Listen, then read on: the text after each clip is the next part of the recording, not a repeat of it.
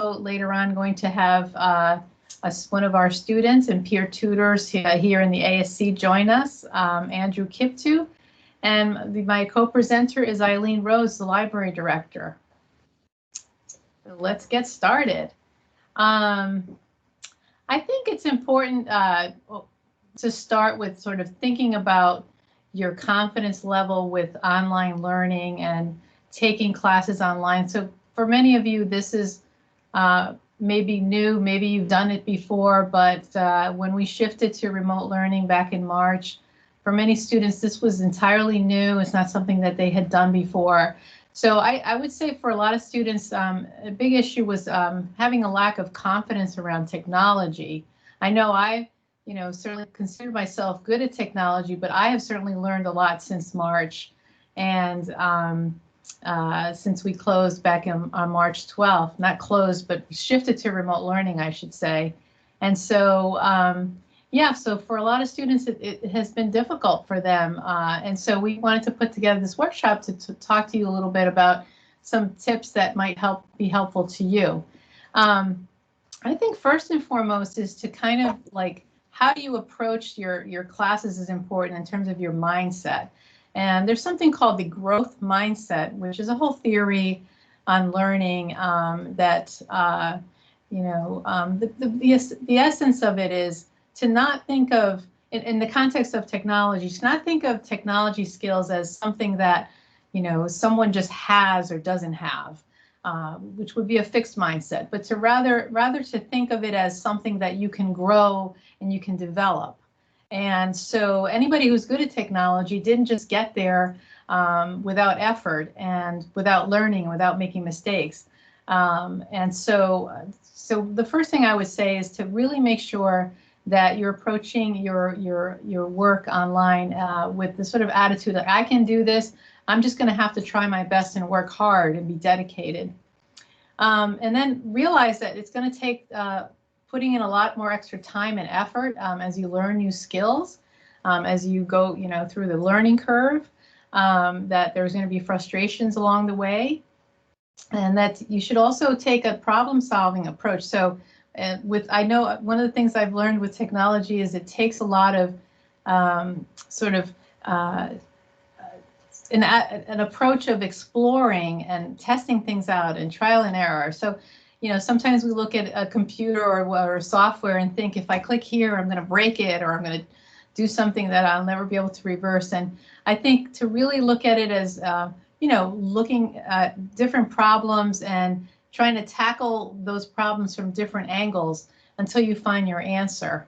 And then, of course, with online classes, one of the things to keep in mind that is very different, and I'm going to get into it in a few minutes, is that it's very different in that you do have to have a lot of self-discipline and have some really good sound academic habits, because with online learning, there's going to be a lot that's going to be left up to you to do. So again, I'm going to talk a little bit about that soon. And being patient with yourself and with others. There's going to be times, again, you make mistakes and you don't get it right the first time, but it's very easy to get frustrated and just want to give up. But so not only be patient with yourself, but with others. Instructors are also learning a lot through this whole process, and your classmates. So patience is definitely one of the key factors to success with technology. And again, viewing technology as a skill, having the skill that you're going to learn and develop, so that someday when you're in a job, in a career path, there's really very few careers that don't require technology skills. So think of it in terms of how you can apply these skills into your career in the future. So general tips for succeeding online. Is one thing is for sure is you really need to create a designated space for working online. If you're at home, you can't be in the middle of where everyone else is, where there's a high noise level and lots of distractions. So you've got to set a place at home. And we do have some places on campus I'll discuss in a bit where you can work as well. But certainly if you're working at home, it is important to carve out a place, maybe it's a little corner or someplace that that you can count on to go to with no distractions and no noise. Also, make sure your technology is working properly. Your internet is working well. That your computer has been updated. And if you're having trouble with the computer that you have, your desktop or your laptop, maybe it's time to update it or get a new one, but you don't have the resources to do that, just know the library does have some desktops available, and Eileen from the library will be talking about that shortly, about how you might be able to get yourself a computer if your computer is not working. But it's really critical that your computer is working well and your internet. And then don't rely on your phone to do all your work. It's great to have your phone to sort of the in-betweens in terms of doing your work, but you certainly don't want to have your phone be your only method of writing papers, for instance, and doing work on some software that you have to use, or completing other assignments. Making sure you're breaking things into manageable work tasks, so you're not doing, you're looking at assignments and trying to tackle them little by little rather than waiting until things build up.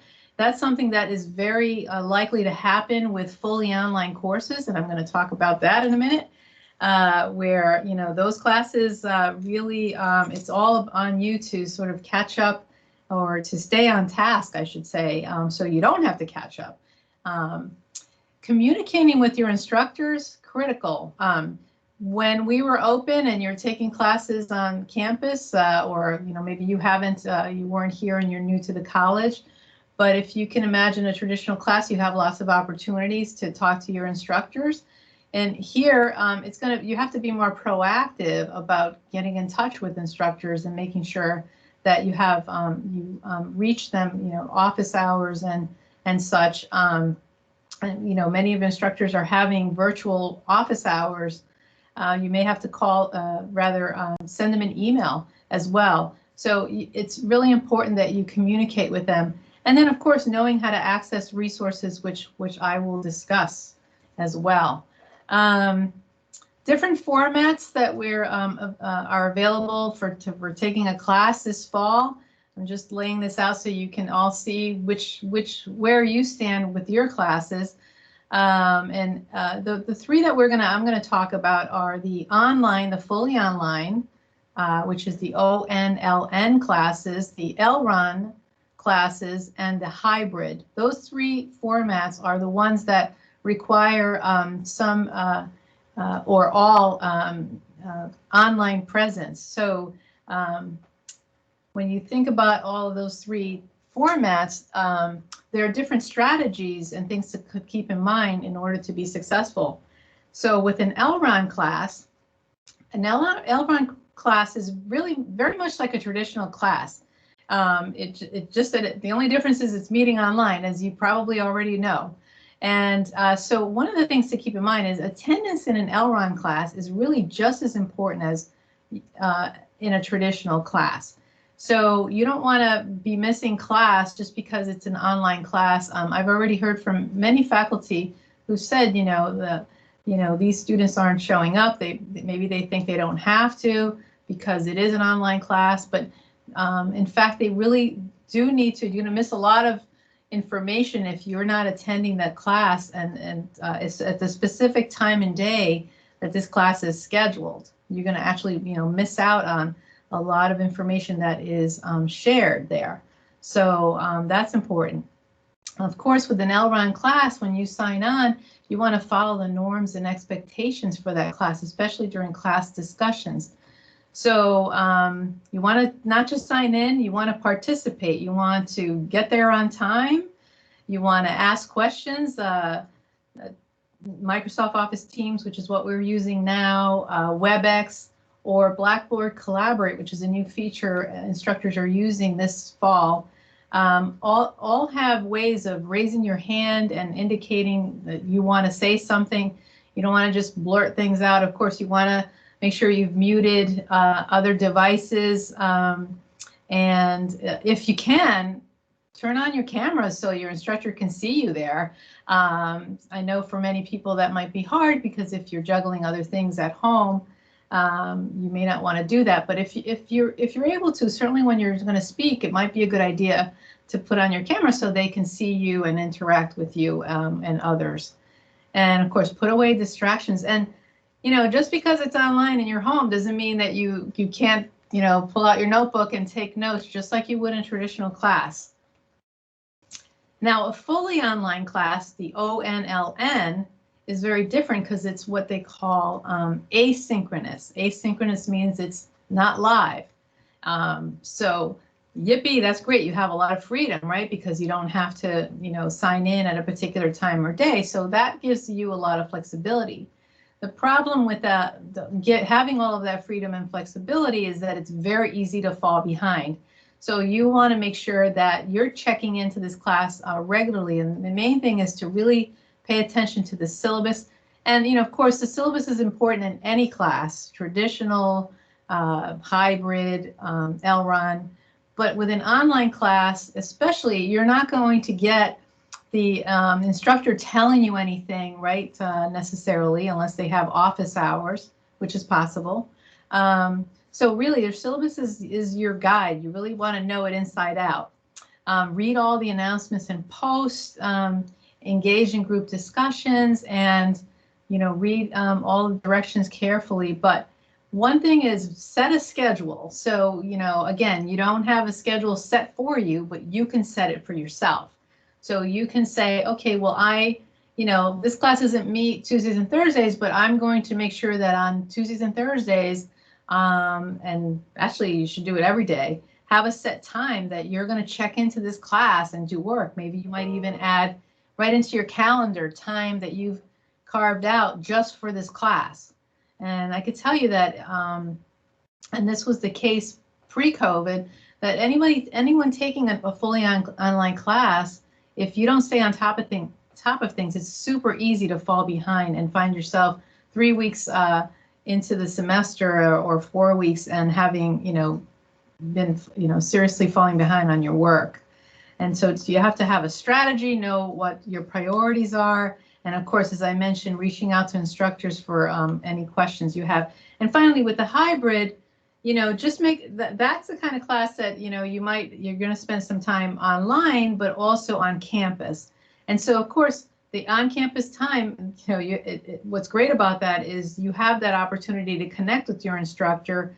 And so make the most out of that time. Don't blow off the on-campus class thinking I just have to do the online part. Again, I've also heard from instructors noting that sometimes students are missing the on-campus component. Maybe, perhaps it's because they're concerned about safety. And I can assure you that the on-campus classes, they're being super careful here on campus. I'm on campus right now, and typically I'm locked up in my office right now, but I have my mask. Everyone has their mask, so it's very safe and everyone's socially distanced. So you don't need to feel like the on-campus experience may be in any way risky. So and maybe form a virtual study group with others. So just making sure you're making the most out of that time on campus. Now, as far as resources, I'm going to show you a little bit about what you can find on the college website, because the college website, frankly, there's nothing more important right now as far as information. This is our information source in so many ways. What I wanted to point out is when you go into MyCommNet and you log in, which I'm going to do.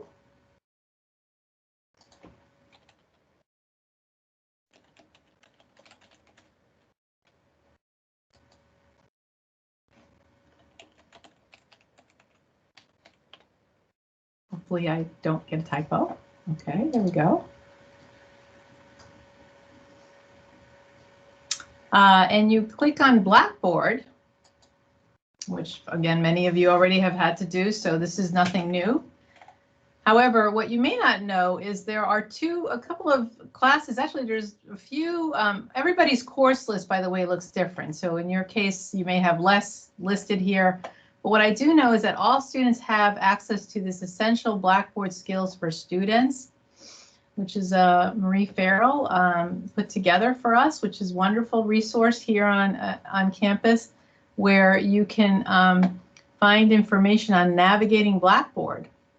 And there's a really great video. I'm not going to click on it because I think that'll then move me into a different window, but I just really, my little homework assignment for all of you is to take some time to really get to know, look at this video carefully, look at other resources that are listed here, troubleshooting Blackboard, sending email or messages within Blackboard, posting discussions, taking an online test. Just lots of resources, links, helpful links here, which are often videos, which is great, of how to do all this. So at least know that this is here for your reference. There's also information on college email and how to access that. And you know, the rule, the rule from the BOR is that faculty and staff cannot communicate with you through your personal email. So your college email is critical, and I'll show you how it's critical for getting a tutoring appointment as well. But for many reasons on campus, financial aid, important announcements about your financial aid, the registrar, maybe information about upcoming deadlines, all of that's going to be going through your college email. So it's really important that you not only do you know how to get to your college email, but that you're checking that probably 2 to 3 times a day, I would say. That's what I would do.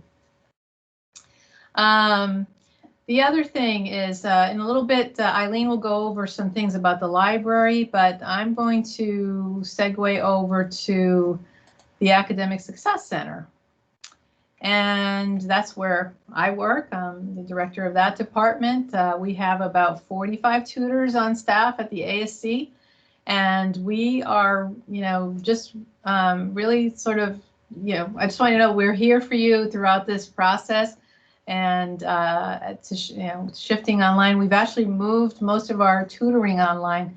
However, we also have times on campus. So if you would rather meet with someone face-to-face, socially distanced, of course, and lots of safety measures that we have here in the ASC in place. But we have our online hours, which are listed here, and on campus, which is more limited, but it is 4 days a week. So check out the times. You're going to click on this form to request an appointment is one way to make an appointment with us. You can also call us. Our phone number is at the bottom. We have our phone number. We're actually answering the phones from 9 a.m. to 8:30 at night, Monday through Thursday, Fridays 9 to 5:30, and Saturdays 9 to 1. So if you call us, one of our staff members will assist you if you'd rather use that method of making an appointment. But if you'd rather, there is a self booking form that you can use right there, where you indicate the time that you want your appointment and such. And you could even go as far as to request a particular tutor if you're already familiar with him or her. We have a computer lab sign up here on campus if, as I mentioned before, you want to work on campus on one of our computers. And then we have our Tech Tips, which is a resource of workshops that I want to call them drop-in sessions rather than a workshop, because there's no set agenda. Monday through Friday, we have one every day where you literally just click on one of these sessions and you can join a tutor who, you could discuss any question you have around technology. So it could be anything to do with WebEx or Teams or MyComNet or Blackboard, or I'm having trouble even with my computer.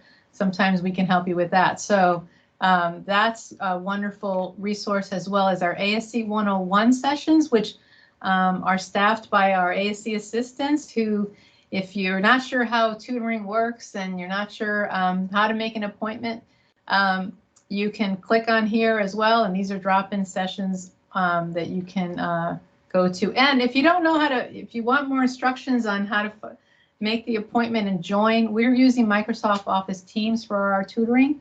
There's instructions here as well as a video to assist you. So lots of help available at the ASC. And with that, I'm going to just introduce you to one of our Tech Tips tutors, and actually a tutor who tutors in math, as well as some other subjects, Andrew Kiptu, who's going to say a few words share a few tips with you on online learning. Right, thank you, Mary. So as you've heard, my name is Andrew Kiptu, and I'm a tutor at the Academic Success Center, as well as a member of the SGA, a senator of the SGA, and a SAC rep of the SGA as well. So personally, my experience transitioning from in-class classes to online has been rough starting out, but because I prefer in-class classes. But what I've come to learn from just my personal experiences, you have to keep the ball rolling at each and every transition. Sometimes, you know, the professor might take some time to respond, and which is a natural reaction because of everything that's happening right now. So you just have to keep on studying it and keep on just doing your own research before you get feedback from your professor as well. Another important thing that I've come to understand is building a good rapport with your professor as well. It helps when you encounter a problem which you really have to wait for a certain period of time. Like I remember this time, my finals last semester, I didn't do a final, not a test, but one of the homeworks, which I thought actually was a discussion question. So when going to check on my grade, I saw it was an incomplete. So asking the professor, he told me I didn't do that part, which I wasn't sure of. But he gave me a chance to go and repeat it, to go and do it again. So back to my point, which is it's good to build a good rapport with your professors. One other thing which I've found helpful for me is finding a buddy who you can study with. I've come to exchange numbers with some of my friends from previous classes, just online through the chats. So whenever I encounter a problem, I would basically text them or call them and ask, hey, have you done this and how do you do it? That is another method. If the professor isn't available at the moment, you can always reach out to a friend or a study buddy, and he or she can always help you out. One other thing that I've come to understand is you have to be patient with whatever you're doing. And it is really important because with technology, you don't really know, and patience is important. And finally, take good care of yourself, get some sleep, get some rest, eat well, and yeah, everything will be okay at the end. I believe we will all get through this semester, and thank you, Marie. Oh, thank you, Andrew. Really appreciate it, and I appreciate your honesty too. You know, because what you've said is that there's sometimes that you may have your own challenges. Somebody may look at you as, oh, well, you're just a successful student. Well, you have bumps in the road as well, and the key is, as you said, to stick to it. All right, thanks, Andrew. So now I'm going to introduce you to Eileen Rose, who's going to talk a little bit about the resources in the library. Thanks, Eileen. Okay, thank you for that information. That was really, really wonderful to hear from the personal experience of a student, and also from Marie from the Academic Success Center. So I just wanted to thank everybody for your time to watch this. And what I'm going to do is I'm going to share my screen. I have a couple of slides to share, and then I'm going to do a walkthrough of the library website. So first, I'm just going to introduce myself. My name is Eileen Rhodes. I'm the library director at Capitol. And for today, I just wanted to talk a little bit about what we have available for you in this time of uncertainty. And also, you know, you're doing a lot of things online and virtually, and it's much different for everybody. But we have a computer and hotspot lending program, which I'm going to get into the details on that. We also offer an online and chat and text assistance. So if you're working from home or wherever you're working from your job, that you could reach out to a librarian for help. I'm going to briefly touch upon some online resources that will help you, including some databases, ebooks, and citation help, which is one of our most popular services that we offer. And then I'm just going to touch upon what we have available for in-person assistance in terms of library hours, and if you want to use a textbook or a computer or just a place to study. So to start, I definitely wanted to talk about our computer and hotspot lending program. So we currently have desktop computers that the IT department has been prepping for students. We really don't have a limit right now on them. We're pulling them as soon as people are requesting them. So if you are in need of a computer and you're really struggling, please reach out to us. You can email us. I put the email address right there. It's ca-libraryresearchhelp@ccc.comnet.edu to set up a pickup time. A couple of the common questions that I get from students is number one, does this cost me anything? And the answer is no, it is absolutely free. We're trying to get students to understand that this is almost like checking out a library book from a library. It's a simple, lending program that you can use the item for the semester, and then you can return it on December 18th at the end of the semester. We also have hotspots, which I just got last week. And for those of you that aren't familiar with what a hotspot is the availability of the internet. So if you do not have an internet connection at home and you're struggling to try to find internet because it can be really expensive, we do have those hotspots. I have about 20 right now that are available. So please contact us if you are in need of anything like that. So what I'm going to do is I'm going to do a brief tour of our website just so that you know where to go from home. So from the main Capitol site, you're just going to click on the word library that's in the blue bar right here. And the first thing I want to point out to you is that we are open by appointment only. Most of the campus is open by appointment only unless you have a class, in which case it's scheduled on campus. But we're open by appointment from Mondays, on Mondays 9 to 1, Wednesdays 11 to 3, and Thursdays 2 to 6. And you can just click on this link and you can choose the service that you are interested in. We have a 2-hour computer use block. During those times, we have that you want to return a book, that you want to check out a book, that you'd like to check out a PC, a desktop computer, or a hotspot. We also have calculators to lend.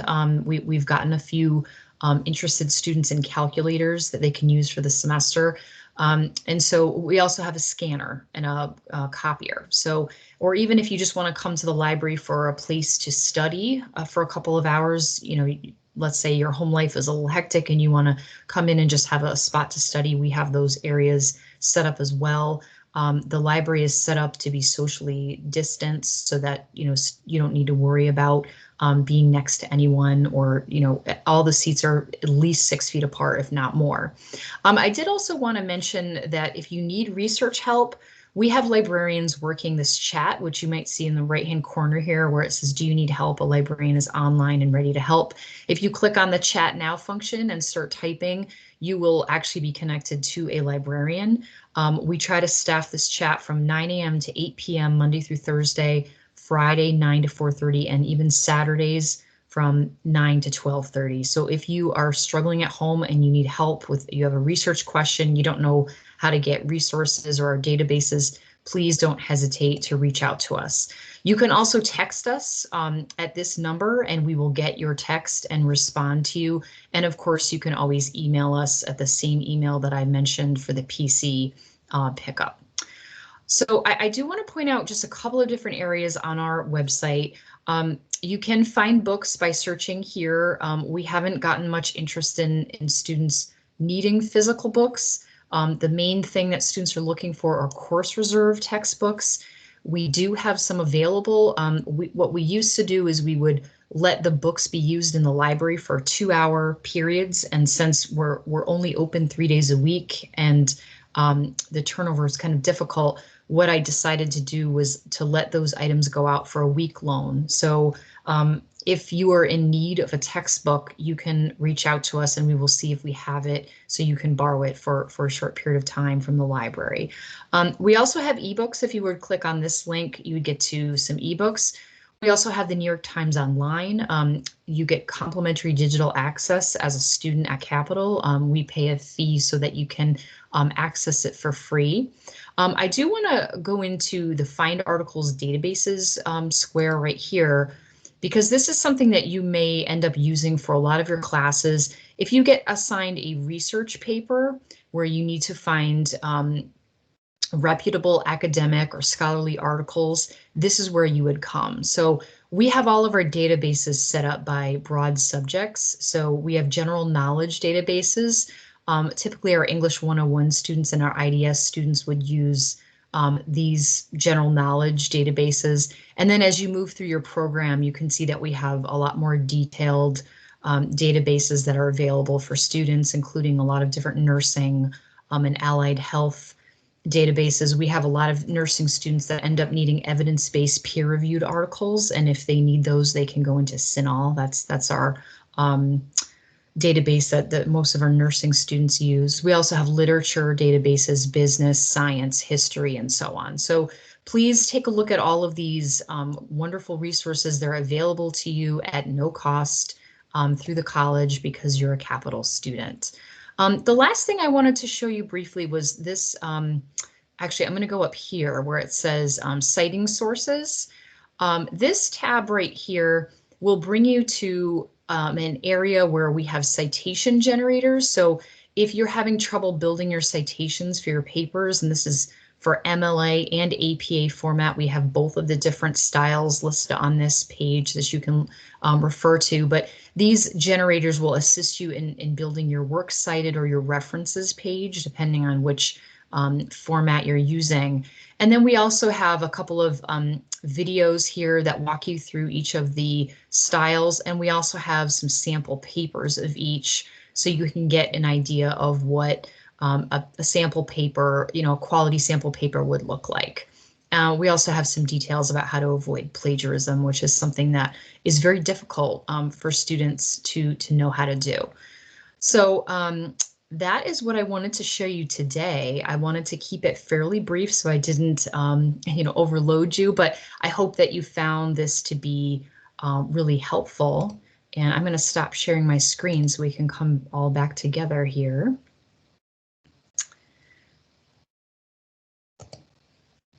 Okay. Bear with me for 1 second. There we go. Okay, so I guess we'll bring it home here. I appreciate everybody's time today, and I hope that you all found this session to be really, really helpful to you. And again, if you need any help, please don't hesitate to reach out to the library or the Academic Success Center or anyone else that you feel can support you in your education.